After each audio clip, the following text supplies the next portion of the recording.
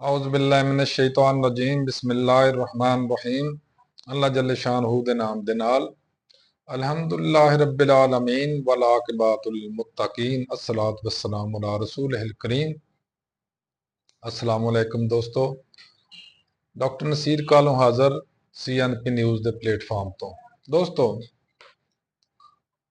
मेरा मुल्क मुमलकत खुदा दाद यो मुल्क आ जिहड़ा 27वीं रात नूं रोज़े रमज़ान मुबारक की 27वीं रात, जिस रात कुरान कहा जाता कि कुरान नाज़िल होया सी, उस रात ते बनया सी।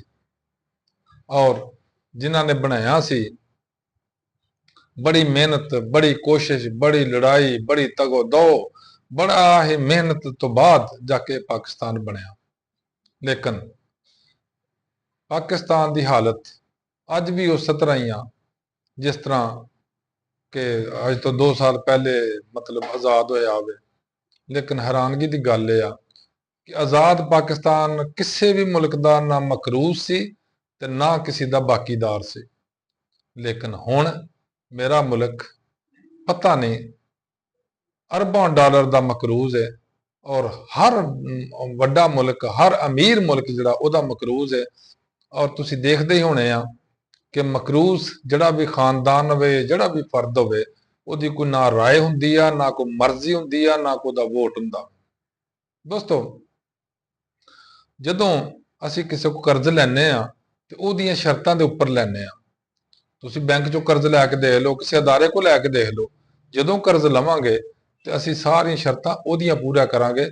फिर असीं ਉਹ ਕੀ ਕਰਾਂਗੇ, ਆਪਣੇ ਨਿਆਣੇ ਨੂੰ ਭੁੱਖਿਆਂ ਰੱਖ ਕੇ, ਆਪਣੇ ਬਾਕੀ ਕੰਮ ਨੂੰ ਛੱਡ ਕੇ ਉਹਦਾ ਕਰਜ਼ ਅਦਾ ਕੀਤਾ ਜਾਏਗਾ, ਉਹਦਾ ਸੂਦ ਅਦਾ ਕੀਤਾ ਜਾਏਗਾ ਮੰਥਲੀ ਬੇਸਿਸ ਤੇ ਉੱਤੇ, ਜੋ ਵੀ ਅਸੀਂ ਉਹਦੇ ਨਾਲ ਤੈਅ ਕਰ ਲੈਂਦੇ ਹਾਂ। ਮੇਰੇ ਪਿਆਰੇ ਮੁਲਕ ਨਾਲ ਇਹੀ ਬਦਕਿਸਮਤੀ ਨਾਲ ਇਹੀ ਸਭ ਕੁਝ ਹੋਇਆ ਜਿਹੜਾ ਕਿ ਨਹੀਂ ਸੀ ਹੋਣਾ ਚਾਹੀਦਾ।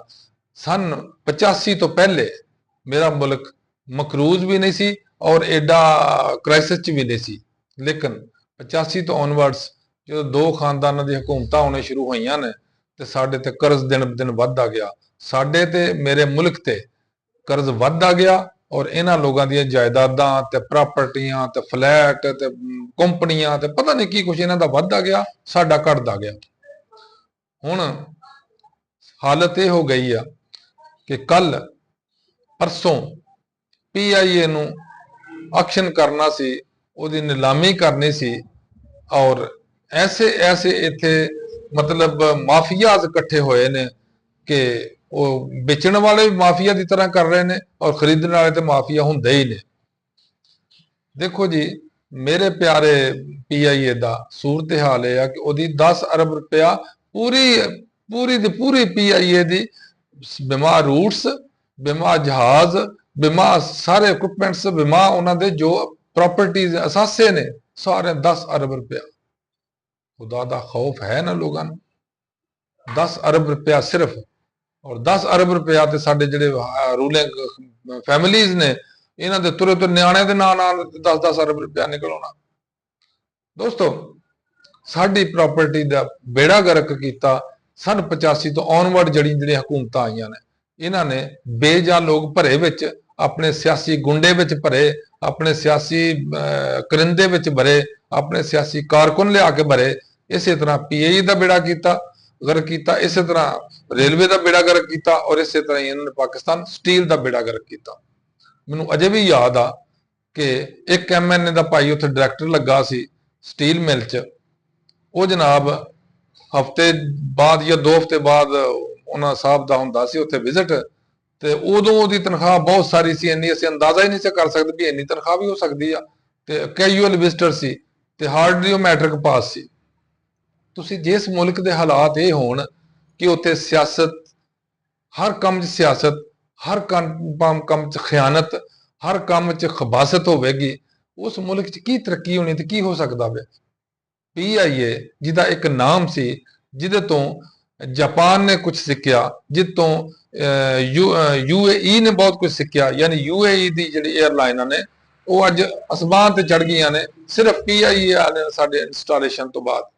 एयर मार्शल नूर खान जो आया सी, आए सन अपने PIA के चेयरमैन, उन्हें PIA नूं क्राइसिस चों कढ़ के ਮਕਰੂਜ਼ ਤੋਂ ਕੱਢ ਕੇ ਮੁਨਾਫਾ ਬਕ ਨੁਕਸਾਨ ਤੋਂ ਕੱਢ ਕੇ ਮੁਨਾਫਾ ਬਖਸ਼ ਅਦਾਰਾ ਬਣਾਤਾ ਸੀ। ਲੇਕਿਨ ਮੁਸੀਬਤ ਇੱਥੇ ਆ, ਹਰਚੇ ਆਮਦ ਇਮਾਰਤ ਨੌ ਸਾਖਤ, ਜਿਹੜਾ ਵੀ ਆਉਂਦਾ ਉਹ ਆਪਣਾ ਕਰਿੰਦਾ, ਆਪਣਾ ਟਾਊਟ, ਆਪਣਾ ਕੋਈ ਬਿਜ਼ਨਸ ਪਾਰਟਨਰ ਉੱਥੇ ਬਿਠਾ ਦਿੰਦਾ ਉੱਤੇ, ਉਹ ਲੁੱਟਮਾਰ ਕਰੀ ਜਾਂਦੇ ਨੇ, ਖਾਈ ਜਾਂਦੇ ਨੇ। ਅਦਾਰੇ ਕਿਸ ਤਰ੍ਹਾਂ ਚੱਲਣ? ਹੁਣ ਇਹ ਹਾਲਤ ਹੋ ਗਈ ਆ ਕਿ ਇਹਨਾਂ ਦੇ ਮਰਜ਼ੀ ਨਾਲ ਅਦਾਰਿਆਂ ਦੀ ਸੇਲ ਹੁੰਦੀ ਆ, ਇਹਨਾਂ ਦੀ ਮਰਜ਼ੀ ਨਾਲ ਅਦਾਰੇ ਜਿਹਨੂੰ ਮਰਜ਼ੀ ਦੇ ਦੇਣ, ਜੋ ਮਰਜ਼ੀ ਦੇ ਦੇਣ, ਕਿਹੜਾ ਕਿਸੇ ਨੇ ਪੁੱਛਣਾ? ਕਿਉਂਕਿ ਇਸ ਗਵਰਨਮੈਂਟ ਨੇ ਆਪਣਾ ਇੱਕ ਕਾਨੂੰਨ ਬਣਾਇਆ ਕਿ ਅਸੀਂ ਜੋ ਵੀ ਕਰਾਂਗੇ ਉਹਨੂੰ ਅਦਾਲਤ ਕੇ ਚੈਲੰਜ ਨਹੀਂ ਕੀਤਾ ਜਾਏਗਾ। ਹੈ ਨਾ ਅਜੀਬੋ-ਗਰੀਬ ਤਮਾਸ਼ਾ ਕਿ ਜੋ ਮਰਜ਼ੀ ਕਰੀ ਜਾਓ, ਤੁਹਾਨੂੰ ਕੋਈ ਪੁੱਛੇ ਹੀ ਨਾ। ਚਲੋ ਜੀ, ਨਾ ਪੁੱਛੋ, ਅਸੀਂ ਜ਼ਰੂਰ ਪੁੱਛਣਾ। ਜਿੰਨਾ ਪੁੱਛਣਾ ਅਸੀਂ ਉਹ ਨਹੀਂ ਪੁੱਛਦੇ ਤੇ ਅਸੀਂ ਕਿਉਂ ਪੁੱਛਦੇ ਫਿਰੀਏ? ਰੇਲਵੇ, ਪਾਕਿਸਤਾਨ ਸਟੀਲ ਔਰ ਪੀਆਈਏ, ਇਹਦਾ ਪਿਓਰਲੀ ਬੇੜਾ ਗਰਕ ਸਿਰਫ ਇਹਨਾਂ ਸਿਆਸਤਦਾਨਾਂ ਨੇ ਕੀਤਾ ਔਰ ਸਿਆਸੀ ਹਕੂਮਤਾਂ ਨੇ ਕੀਤਾ, ਆਪਣੇ ਲੋਕਾਂ ਨੂੰ ਨਵਾਜ਼ਣ ਵਾਸਤੇ ਔਰ ਆਪਣੇ ਆਪ ਨੂੰ ਅਰਨਿੰਗ ਵਾਸਤੇ। ਦੋਸਤੋ, ਇਸ ਦੇ ਨਾਲ ਹੋਰ ਬਹੁਤ ਬੜਾ ਜਿਹੜਾ ਮਾਮਲਾ ਸਾਡਾ ਚੱਲ ਰਿਹਾ ਬੜਿਆਂ ਸਾਲਾਂ ਤੋਂ, ਮਿਸਿੰਗ ਪਰਸਨ, ਕਿ ਲੋਕਾਂ ਨੂੰ ਉਠਾ ਲਿੱਤਾ ਜਾਂਦਾ, ਕੋਈ ਵਜ੍ਹਾ ਨਹੀਂ ਹੈ। ਕਿਸੇ ਨੇ ਕੋਈ ਟੈਲੀਫੋਨ ਕਰਤਾ, ਕਿਸੇ ਨੇ ਕੋਈ ਪਤਾ ਨਹੀਂ ਕੋਈ ਗੱਲ ਕਰ ਦਿੰਦੇ ਜਾਂ ਬੱਲਾ ਨੂੰ ਵਿਚਾਰੇ ਕੀ ਕਰ ਦਿੰਦੇ ਨੇ, ਉਹਨੂੰ ਉਠਾ ਲਿੱਤਾ ਜਾਂਦਾ। ਇਸੇ ਤਰ੍ਹਾਂ ਜਿਸ ਤੇ ਬਹੁਤ ਸਾਰੇ ਉਠਾਏ ਨੇ, ਇੱਕ ਵਕੀਲ ਕੋਈ ਪਿਛਲੇ ਮਹੀਨੇ ਉਠਾਇਆ ਸੀ ਵਿਚਾਰਾ, ਕੀ ਨਾਮ ਸੀ ਉਹਦਾ, ਇੰਤਜ਼ਾਰ ਪਨਜੋਤਾ, ਉਹ ਸੁਣਿਆ ਰਾਤੀ ਵਾਪਸ ਆ ਗਿਆ। ਤੇ ਵੇਖੋ ਕੈਸੇ ਕੈਸੇ ਡਰਾਮੇ ਹੁੰਦੇ ਨੇ ਮੇਰੇ ਮੁਲਕ ਵਿੱਚ, ਕੈਸੇ ਕੈਸੇ ਸਟੋਰੀਆਂ, ਕੈਸੇ ਕੈਸੇ ਫਿਲਮਾਂ ਬਣਦੀਆਂ ਨੇ ਇਸ ਮੁਲਕ ਦੇ ਅੰਦਰ, ਕਿ ਉਹ ਰਾਤ ਦੇ 12 ਵਜੇ ਜਨਾਬ ਉਹਨੂੰ ਰੱਸੀਆਂ ਨਾਲ ਬੰਨਿਆ ਸੀ ਵਿਚਾਰੇ ਨੂੰ, ਤੇ ਗੱਡੀ ਆ ਕੇ ਉਹ ਕੋਈ ਪਤਾ ਨਹੀਂ ਕਿਹੜੀ ਜਗ੍ਹਾ ਦੱਸਣ ਡਏ ਸੀਗੇ, ਹਸਨ ਅਬਦਾਲ ਜਨਾਬ, ਉੱਥੇ ਆਣ ਕੇ ਪੁਲਿਸ ਨਾਲ ਫਾਇਰਿੰਗ ਹੋਈ ਆ ਉਹਨਾਂ ਦੀ। ਉਹ ਬੰਦੇ ਦੌੜ ਗਏ, ਨਾ ਪੁਲਿਸ ਨੇ ਉਹਨਾਂ ਨੂੰ ਫੜਿਆ, ਨਾ ਉਹਨਾਂ ਦੀ ਫਾਇਰਿੰਗ ਨਾਲ ਕੋਈ ਪੁਲਿਸ ਵਾਲਾ ਜ਼ਖਮੀ ਹੋਇਆ, ਤੇ ਨਾ ਪੁਲਿਸ ਦੀ ਫਾਇਰਿੰਗ ਨਾਲ ਉਹਨਾਂ ਚੋਂ ਕੋਈ ਬੰਦਾ ਜ਼ਖਮੀ ਹੋਇਆ। ਕੈਸੀ ਅਜੀਬ ਮਤਲਬ ਸਾਡੇ ਮੁਲਕ ਦੀ ਪੁਲਿਸ ਆ। ਸਾਰੇ ਵਲੀ ਅੱਲਾ ਨੇ ਪੁਲਿਸ 'ਚ ਵੀ, ਇਹਨਾਂ ਨੂੰ ਕੱਖ ਨਹੀਂ ਹੁੰਦਾ। ਤੇ ਅਗਲੇ ਜਿਹੜੇ ਮੁਜਰਮ ਨੇ ਉਹ ਮਾਸ਼ਾਅੱਲਾ ਉਹ ਇਹਨਾਂ ਤੋਂ ਵੱਡੇ ਵਲੀ ਅੱਲਾ ਨੇ, ਉਹਨਾਂ ਨੂੰ ਵੀ ਕੱਖ ਨਹੀਂ ਹੁੰਦਾ। ਐਸੇ ਐਸੇ ਅਜੀਬ ਚੰਬੇ ਇਸ ਦੁਨੀਆ 'ਚ ਹੋ ਰਹੇ ਨੇ, ਇਸ ਮੁਲਕ 'ਚ ਹੋ ਰਹੇ ਨੇ। ਉਹ ਵੀ ਦੌੜ ਗਏ, ਉਹਨਾਂ ਨੂੰ ਕੁਝ ਨਹੀਂ ਹੋਇਆ। ਗੱਡੀ ਔਰ ਉਹ ਬੰਦਾ ਜਿਹੜਾ ਮਗਵੀ ਵਕੀਲ ਸੀ, ਉਹ ਪੁਲਿਸ ਨੇ ਫੜ ਲਿਆ। ਉਹਨੂੰ ਜਨਾਬ ਲਿਆ ਕੇ ਅੱਗੇ ਪੁੱਛਿਆ ਵੀ ਤੂੰ ਕੌਣ ਹੈ? ਤੇ ਇੰਤਜ਼ਾਰ ਹੁਸੈਨ ਸਾਹਿਬ ਨੇ, ਅੱਛਾ ਜੀ, ਤੁਹਾਨੂੰ ਕਿਸ ਤਰ੍ਹਾਂ ਚੁੱਕਿਆ ਸੀ? ਉਹ ਜੀ ਉਹ ਮੈਨੂੰ ਚੁੱਕਿਆ ਸੀ, ਮੈਨੂੰ ਪਤਾ ਨਹੀਂ ਕੌਣ ਚੁੱਕ ਕੇ ਲੈ ਗਿਆ।